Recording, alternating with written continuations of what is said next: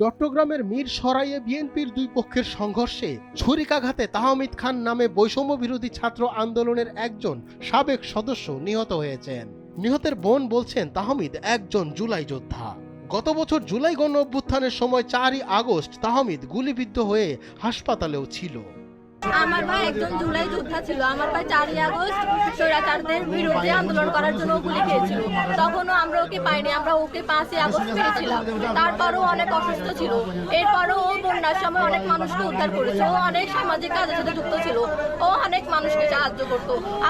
গত 10 ডিসেম্বর দিবাগত রাত 1টার দিকে চট্টগ্রাম মেডিকেল কলেজ হাসপাতালে চিকিৎসাধীন অবস্থায় তার মৃত্যু হয়। প্রত্যক্ষদর্শীদের মতে ওই দিন সন্ধ্যায় বারিয়ারহাট পৌর বাজারে চেয়ারে পা তুলে বসাকে কেন্দ্র করে সংঘর্ষের সময় তাকে ছুরিকাঘাত করা হয়। সামান্য বিষয় থেকে শুরু হওয়া উত্তেজনা দ্রুত ছড়িয়ে পড়ে দুপক্ষের অনুসারীদের সংঘর্ষে। উনি কালকে বারিয়ার বাজারে ওরা মারামারি হচ্ছে, মারামারি হচ্ছে, ওরা চলে গেছে। আমাকে আমার বাগেরাকে মারলো, আমার বাগের সাথে আরেকটা ছেলেকে মারলো, আমার বাগেরা মারা গেল, আরেকটা ছেলেটা মারা যাওয়ার পথে আছে মেডিকেলে। গত 9 মাসে মিরসরাইয়ে সংঘটিত 11টি হত্যাকাণ্ডের মধ্যে 6টি রাজনৈতিক। এমন পরিস্থিতিতে নির্বাচন সামনে রেখে জনমনে বাড়ছে উদ্বেগ। একজন জুলাই যোদ্ধার এমন মৃত্যু মেনে নিতে পারছে না তার সতীর্থরাও।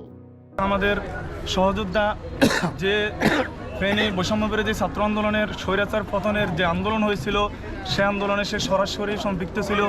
এমনকি সাথে আমাদের 5ই আগস্টের পর থেকে আমাদের সাথে যতগুলো সামাজিক কর্মকাণ্ড আছে, তারপর যতগুলো আমাদের বন্যা কবলিত মানুষের পাশে, সে আমাদের পাশে ছিল। তাহমিদ বৈষম্য বিরোধী ছাত্র আন্দোলনের সাবেক সদস্য ও নিরাপদ সড়ক আন্দোলন মিরসরাই উপজেলা শাখার যুগ্ম সদস্য সচিবের দায়িত্বে ছিলেন। এছাড়া দি রেড জুলাই মঞ্চের আহ্বায়ক ও ধর্ষণ প্রতিরোধ মঞ্চের উদ্যোক্তা ছিলেন। অতীতে তাহমিদ গণমাধ্যমে দেয়া সাক্ষাৎকারে নিরাপদ সড়ক আন্দোলনের নানা সমস্যার কথাও তুলে ধরতেন। অ্যাক্সিডেন্টের হার অনেক পরিমাণ বেড়েছে এবং অসংখ্য মৃত্যু ঘটনা ঘটেছে। এর একটি প্রধান কারণ হচ্ছে যে মহাসড়কে যে 3 চাকার থ্রি হুইলারগুলো চলতেছে, ওগুলাই মেন একটি কারণ এই যে অ্যাক্সিডেন্টের। তো আমরা মিরসরাই আমরা নিরাপদ সড়ক আন্দোলন পক্ষ থেকে আমরা মিরসরাই ইউনো বরাবর জোরাগঞ্জ হাইওয়ে থানা পুলিশ পার্টি বরাবর আমরা বারবার লিখিত আকারে আমরা অভিযোগ দেওয়ার পরেও, আমরা সাথে থেকে কাজ করব বলার পরেও, আমরা ইউনো মহোদয় বলেন বা থানাপুর হাইওয়ে পার্টি পুলিশ বলেন, আমরা কারণে কার্যক্রম চোখে দেখিনি। সন্ধ্যার দিকে একটি গ্রুপ পৌর বাজারে অস্ত্রশস্ত্র নিয়ে মহড়া দেয়। তখন উভয় পক্ষের মধ্যে সংঘর্ষের ঘটনা ঘটে। এ সময় তাহমিদকে ছুরিকাঘাত করা হয়।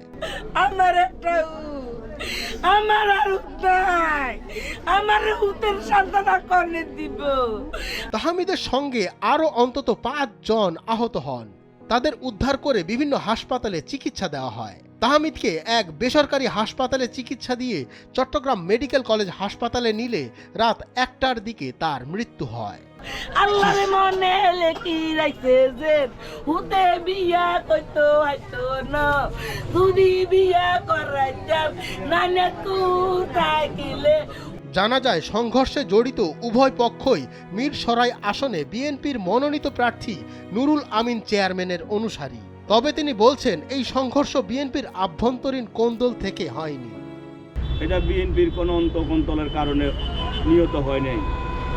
এটা 2 গ্রামবাসীর মধ্যে সংঘর্ষের জেরে এই হত্যাকাণ্ড হয়েছে। এই হত্যাকাণ্ড 2 গ্রামবাসীর সাথে যে সংঘর্ষ হয়েছে, সংঘর্ষ একটা ছোট্ট তুচ্ছ ঘটনাকে কেন্দ্র করে। একটা ছেলে চেয়ারে বসাকে কেন্দ্র করে তাকে আরেকটা ছেলে লাথি মেরেছে। এই লাথি মারা থেকে 2 গ্রামবাসীর মধ্যে সংঘর্ষ থেকে তাহমিদ নিহত। এদিকে সিসিটিভি ফুটেজ বিশ্লেষণ করে হত্যাকাণ্ডের রহস্য উদ্ঘাটনে কাজ করছে পুলিশ। গাজী তাহমিদ খান যে আপনার মারা গেলেন, তার ব্যাপারে আমরা খোঁজ খবর নিচ্ছি যে এই ঘটনার পিছনে কারা জড়িত, ঘটনার বিহাইন্ড দ্য সিন আসলে কি ছিল এবং কারা কারা তাকে গুরুতর আঘাত করেছে যার ফলে তার এই মৃত্যু হয়েছে। এই ব্যাপারে আমরা বিস্তারিত তদন্ত এবং ফুটেজ বিশ্লেষণ করছি সিসিটিভির। তো পরবর্তী এইসব তদন্তের সাপেক্ষে আমরা দ্রুত আইনি ব্যবস্থা নেব আসামিদের বিপক্ষে। তাহমিদ বৈষম্য বিরোধী ছাত্র আন্দোলন চট্টগ্রাম উত্তর জেলার সাবেক সদস্য ছিলেন। পরবর্তীতে ইসলামী ছাত্র আন্দোলন জোরারগঞ্জ থানার সাংগঠনিক সম্পাদক হিসেবে দায়িত্ব পালনের পর যোগ দেন ছাত্রদলে। চট্টগ্রাম থেকে সাদমান রহমানের পাঠানো তথ্যচিত্রে ডেস্ক রিপোর্ট, সময়ের আলো।